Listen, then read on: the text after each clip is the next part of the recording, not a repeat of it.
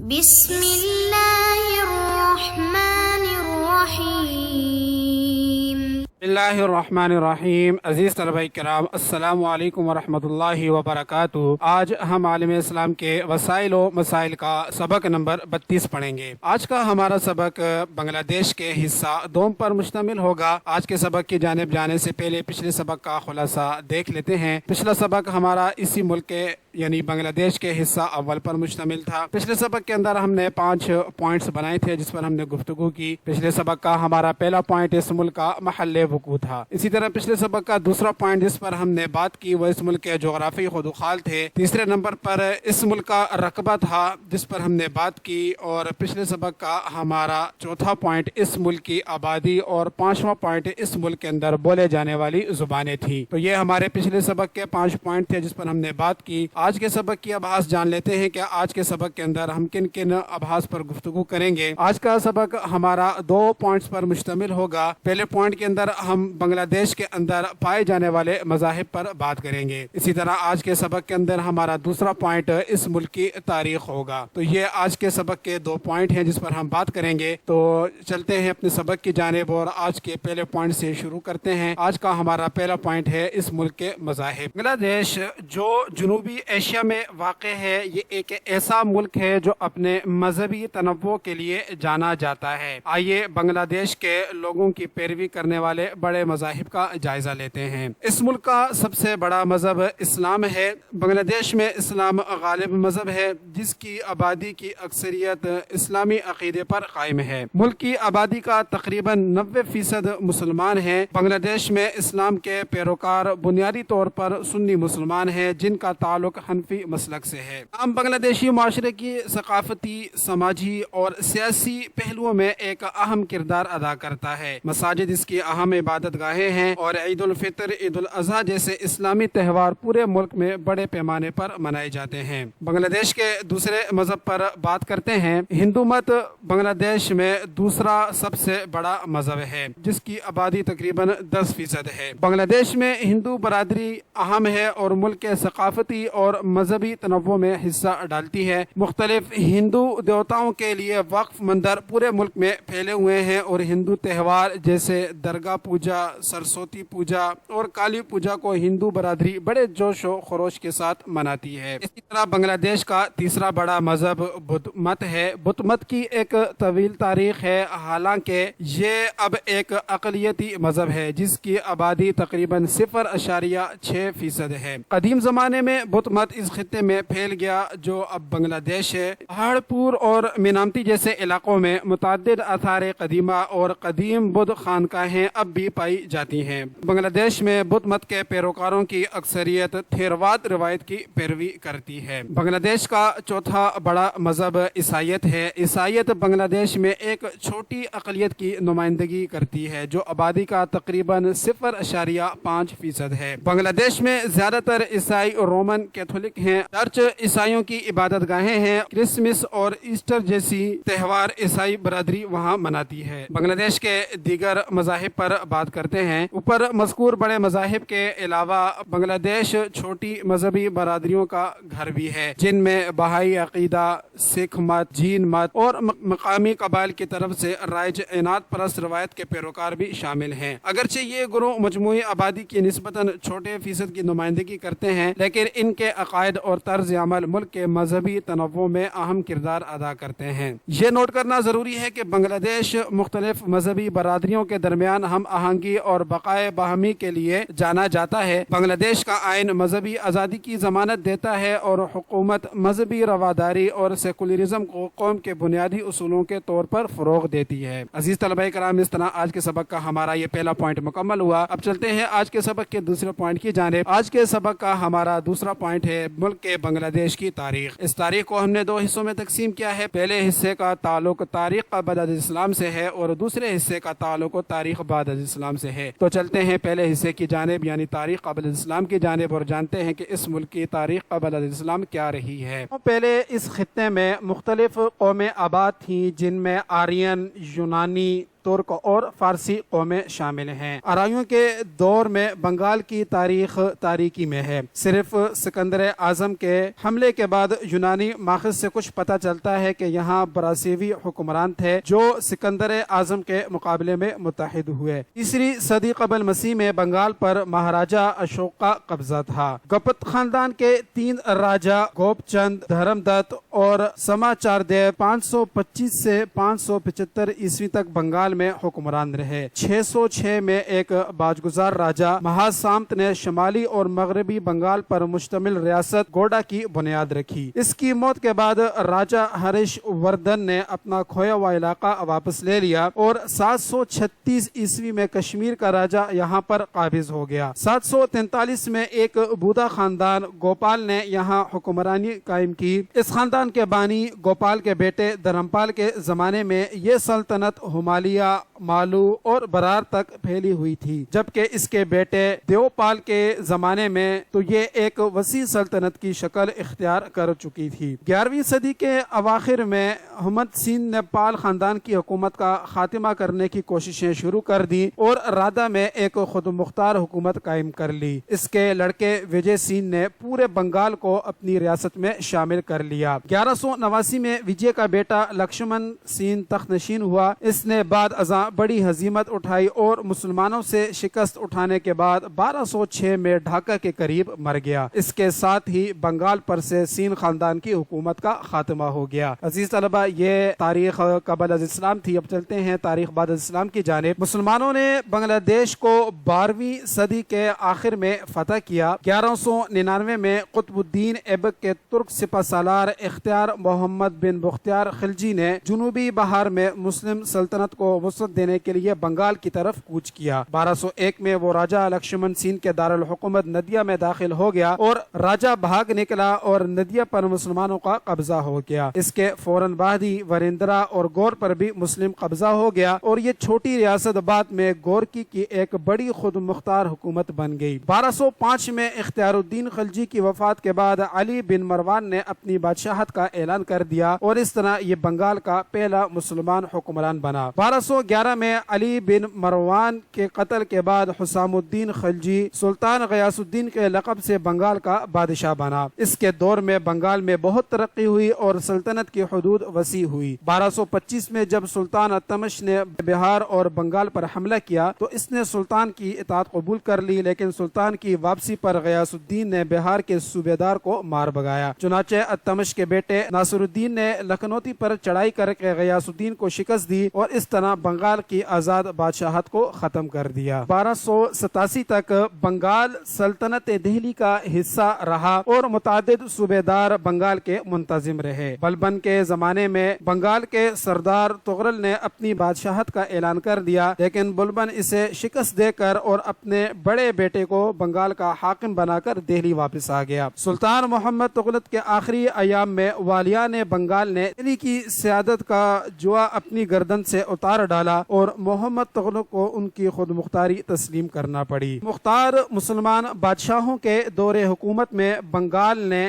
بڑی ترقی کی، بہت سی تعمیرات ہوئی، مملکت بنگال کو وسعت دی گئی۔ مغربی آسام، کوچ بہار اور جاج نگر کے اقطاع اور شمالی و جنوبی بہار کا پٹنہ تک کا علاقہ ان کے زیر اقتدار رہا۔ 1339 سے 1353 تک مبارک شاہ اور غازی کی حکومت رہی۔ 1353 تک مشرقی بنگال خود مختار رہا اور اس مغربی بنگال کی الیاس شاہی حکومت کا جز بن گیا، لیکن 1353 میں ہی فیروز تغلق نے بنگال پر حملہ کر کے لکھنوتی مغرب کا سارا علاقہ سلطنت دہلی میں شامل کر لیا۔ تاہم الیاس شاہ نے اپنی سلطنت کامروپ، ناگرا اور درندہ یعنی راج شاہی اور دیناج پور تک بڑھا لی۔ الیاس شاہ کے بعد اس کا بیٹا سکندر شاہ حکمران ہوا اور 35 برس حکومت کی۔ 1388 میں سکندر شاہ اپنے بیٹے غیاث الدین کے ہاتھوں ایک جنگ میں مارا گیا۔ چنانچہ 1389 میں غیاث الدین سلاطین تخت نشین ہوا۔ بنگال پر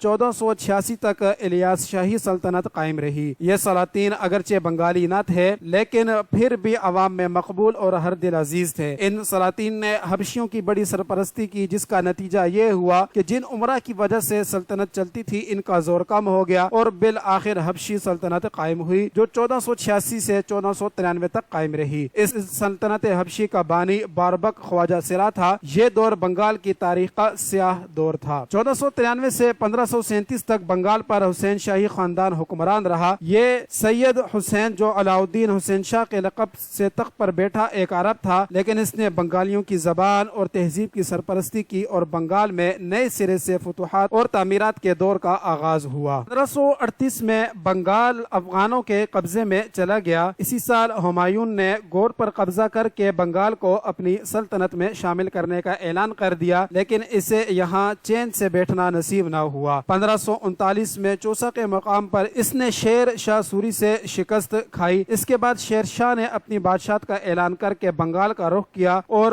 گور پر قبضہ کر لیا۔ 1575 میں بنگال پر مغلوں کا قبضہ ہوا، لیکن افغان شہنشاہ اکبر کے زمانے میں بنگال، بہار اور اڑیسہ میں اپنی کھوئی حکومت حاصل کرنے کی کوشش کرتے رہے۔ جہانگیر نے پہلے مان سنگھ اور بعد میں اسلام خان کو بنگال کا صوبیدار مقرر کیا۔ اس کے زمانے میں حدود سلطنت میں بھی توسیع ہوئی۔ کوچ، بہار، کامروپ، نواکھلی، مدنہ پور، سنار گاؤں، بارہ بھویاں اور جیسور کے علاقے مغل بنگال میں شامل کر لیے گئے۔ شاہ جہاں اور اورنگزیب کے زمانے میں مغل بنگال میں امن و امان قائم رہا اور اڑیسہ کی طرف بنگال کی سرحد بڑھی۔ اورنگزیب کے آخری ایام میں اس کا پوتا بنگال کا صوبیدار تھا۔ 16ویں صدی کے آخر میں پرتگالیوں نے یہاں تجارت شروع کی۔ 1642 میں برٹش ایسٹ انڈیا کمپنی نے یہاں اپنی تجارتی چوکی قائم کی اور 125 سال کی مدت میں ولندیزیوں، فرانسیسیوں اور مقامی راجاؤں سے حکومت چھین لی۔ 1717 میں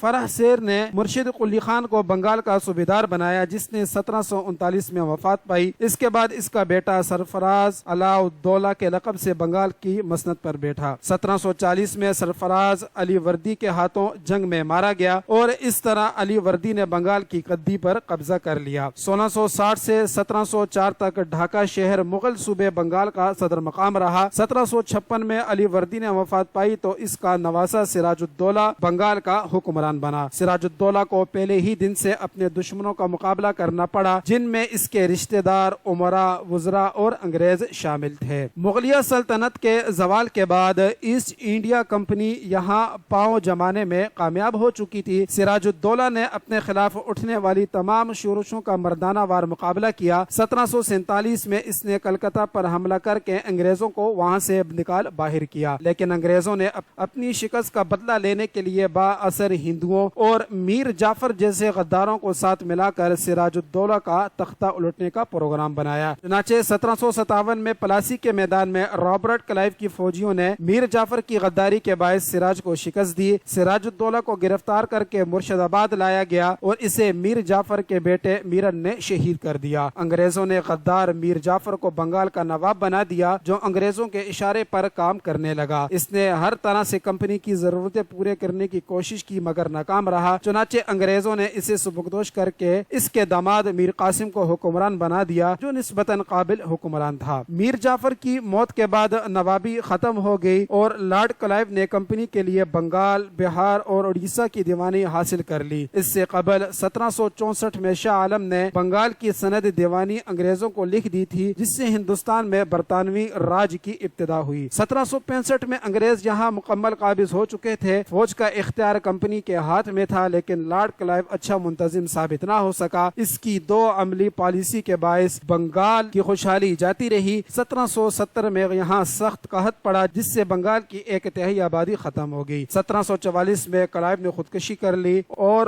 وارن ہسٹنگز کو بنگال کا گورنر بنایا گیا۔ اس کے عہد میں مسلم قانون کے جگہ انگریزی قوانین کے نافذ ہونے کی وجہ سے مسلمانوں کا مزید نقصان ہوا۔ اس دور میں انگریزوں کے خلاف کئی تحریکیں اٹھی جو پوری طاقت سے کچل دی گئیں۔ اس میں حاجی شریعت اللہ کی تحریک خاص طور پر مشہور ہے۔ جب لارڈ کرزن وائسرائے ہند بن کر آیا تو اس نے بنگال کے بڑے صوبے کو تقسیم کر کے آسام اور مشرقی بنگال کو ملا کر ایک الگ صوبہ بنانے کا فیصلہ کیا۔ اس طرح بنگال میں مسلمانوں کی اکثریت ہو جاتی تھی اور مغربی بنگال میں بہار اور اڑیسہ کے رہنے والے ہندوؤں کی۔ مسلمان اس تقسیم کے حق میں تھے جبکہ ہندو اس کے مخالف تھے، لہٰذا انہوں نے اس تقسیم کے خلاف احتجاج کیا۔ اس کے باوجود 1905 میں بنگال کو تقسیم کر دیا گیا۔ مشرقی اور مغربی بنگال کے نام سے دو صوبے بن گئے۔ مشرقی بنگال میں آسام، مشرقی اور جنوبی بنگال چٹاگانگ، ڈھاکہ، راجشاہی اور مالدہ کے اضلاع تھے۔ اس کا دارالحکومت ڈھاکہ بنا جبکہ مغربی بنگال کا صدر مقام کلکتہ بنایا گیا۔ اس تقسیم پر ہندوستان بھر کے ہندوؤں نے ایک ہنگامہ برپا کر دیا اور بالآخر دسمبر 1911 میں خود شاہ انگلینڈ نے تقسیم بنگال کو منسوخ کرنے کا اعلان کر دیا۔ دسمبر 1906 میں نواب سلیم اللہ نے ڈھاکہ میں ہندوستانی مسلمانوں کی ایک کانفرنس بلائی جہاں مسلمانوں کی ایک سیاسی جماعت قائم کرنے کا فیصلہ کیا گیا۔ یہی جماعت آل انڈیا مسلم لیگ کے نام سے مشہور ہوئی۔ نواب سلیم اللہ کی موت کے بعد بنگال میں کوئی بڑا مسلم لیڈر نہ رہا، تاہم بنگالی مسلمان اب بیدار ہو چکے تھے۔ انگریزوں کے زمانے میں مشرقی بنگال معاشی اور تعلیمی اعتبار سے بہت پسماندہ رہا، چنانچہ جب تحریک پاکستان شروع ہوئی تو بنگالی مسلمانوں نے قیام پاکستان کی جدوجہد میں بڑھ چڑھ کر حصہ لیا، یہاں تک کہ 23 مارچ 1940 کو قرارداد پاکستان بنگال کے نمائندے مولوی فضل الحق نے پیش کی۔ 1941 میں فضل الحق نے مسلم لیگ سے علیحدگی اختیار کر کے مہا سبھا کے لیڈر شیاما پرساد مکھرجی کے ساتھ مل کر ایک مخلوق حکومت بنائی۔ اس حکومت کے دور میں بنگال زبردست قحط کا شکار ہوا جس میں لاکھوں بنگالی مارے گئے۔ 1947 میں تقسیم ہند کے موقع پر بنگال کو دو حصوں میں تقسیم کر دیا گیا۔ 14 اگست 1947 کو مشرقی بنگال اور سلہٹ کا ضلع ملا کر اسے مشرقی پاکستان کے نام سے منسوب کیا گیا۔ یہ مشرقی پاکستان نوزائیدہ مملکت کا دوسرا بازو بنا۔ اس کی آبادی پاکستان کی آبادی کا 56% تھی۔ مغربی بنگال بھارت کا صوبہ بنا اور اس کا دارالحکومت کلکتہ تھا۔ آزادی کے بعد مفاد پرستوں کی سازش کے سبب مشرقی اور مغربی پاکستان کے عوام ایک دوسرے کے قریب نہ آ سکے اور ان میں غلط فہمیاں بڑھتی گئیں۔ بدقسمتی سے اس حصے میں مسلم قومیت اور بھائی چارے کے بجائے بنگالی قوم پرستی نے سر اٹھا لیا۔ ہندو نواز رہنما نفرت کی آگ کو ہوا دینے لگے۔ 23 جون 1949 کو قوم پرست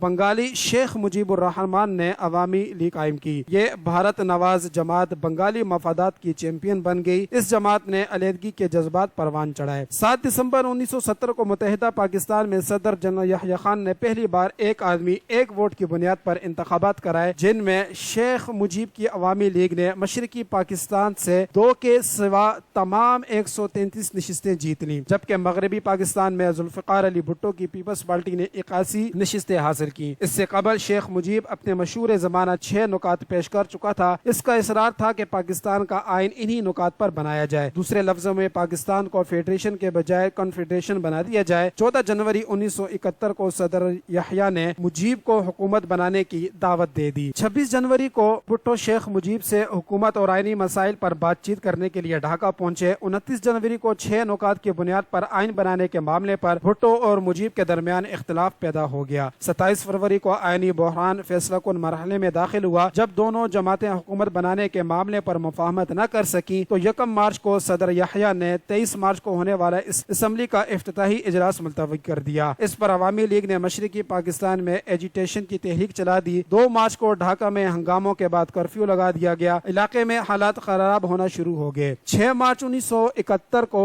جنرل ٹکا خان مشرقی پاکستان کے گورنر بنے۔ 15 مارچ کو صدر یحییٰ بحران ختم کرنے ڈھاکہ پہنچ گئے۔ کئی روز کی بات چیت کے باوجود کوئی مفاہمت نہ ہو سکی۔ 23 مارچ کو مجیب اور مختلف سیاسی جماعتوں کے درمیان مذاکرات ناکام ہو گئے۔ اس ناکامی کے بعد شیخ مجیب نے مکتی باہنی کے ہتھیار بند دستوں کی سلامی لی اور اپنی رہائش گاہ اور اہم عمارتوں پر بنگلہ دیش کا پرچم لہرا دیا۔ 25 مارچ کی شب صدر یحییٰ خان کے حکم پر ملٹری ایکشن کا آغاز ہوا۔ پورے ملک میں سیاسی سرگرمیوں میں پابندی لگا کر 26 مارچ کو مجیب الرحمان کو گرفتار کر لیا گیا۔ اسی روز عوامی لیگ اور شیخ مجیب کی اما پر چٹاگانگ ریڈیو سے بنگلہ دیش کی آزادی کا یک طرفہ اعلان کر دیا گیا۔ مجیب الرحمان کی گرفتاری کے ساتھ ہی مشرقی پاکستان میں شورش بپا ہو گئی اور مرکزی حکومت کو باغی عناصر کے خلاف فوجی کارروائی کرنی پڑی۔ عوامی لیگ کو غیر قانونی قرار دے کر مشرقی پاکستان میں مارشل لا لگا دیا گیا۔ علیحدگی پسند بنگالی عناصر فرار ہو کر بھارت پہنچنے لگے۔ بھارت نے ان شر پسند بنگالیوں کی پشت پناہی اور فوجی فوجی امداد شروع کر دی۔ 4 اپریل 1971 کو بھارت نے مشرقی پاکستان کی سرحدوں پر فوج منتقل کر دی۔ حالات کشیدہ ہونے پر حکومت نے ڈاکٹر ایم مالک کو مشرقی پاکستان کا گورنر اور جنرل امیر عبداللہ خان نیازی کو مارشل لا ایڈمنسٹریٹر مقرر کیا۔ 23 نومبر 1971 کو بھارتی فوجوں نے مشرقی پاکستان پر بھرپور حملہ کر دیا اور 3 دسمبر کو اعلان جنگ کر دیا۔ بنگالی دہشت گردوں کی تنظیم مکتی باہنی بھی بھارتیوں سے مل گئی، چنانچہ اپنوں کی غداری کے باعث 16 دسمبر کو پاک فوج نے ہتھیار ڈال دیے اور بھارت کی پاکستان کو تقسیم کرنے کی ناپاک سازش کامیاب ہوئی۔ بھارتی سازشوں سے 16 دسمبر 1971 کو مشرقی پاکستان بنگلہ دیش کے نام سے دنیا کے نقشے پر ابھرا۔ عزیز طلبہ کرام، اس طرح آج کا سبق ہمارا مکمل ہوتا ہے۔ 1971 کی تاریخ کا جائزہ ہم آئندہ سبق میں لیں گے۔ آج کے سبق کا خلاصہ جان لیتے ہیں۔ آج کا سبق ہمارا بنگلہ دیش کے حصہ دوم پر مشتمل تھا۔ آج کے سبق کے اندر ہم نے اس ملک کے مذاہب پر بات کی، یہ ہمارا پہلا پوائنٹ تھا، اور دوسرے پوائنٹ کے اندر ہم نے اس کی مختصر تاریخ کا جائزہ لیا۔ تو اس خلاصے کے ساتھ ہی آپ سے اجازت چاہوں گا۔ السلام علیکم ورحمۃ اللہ وبرکاتہ۔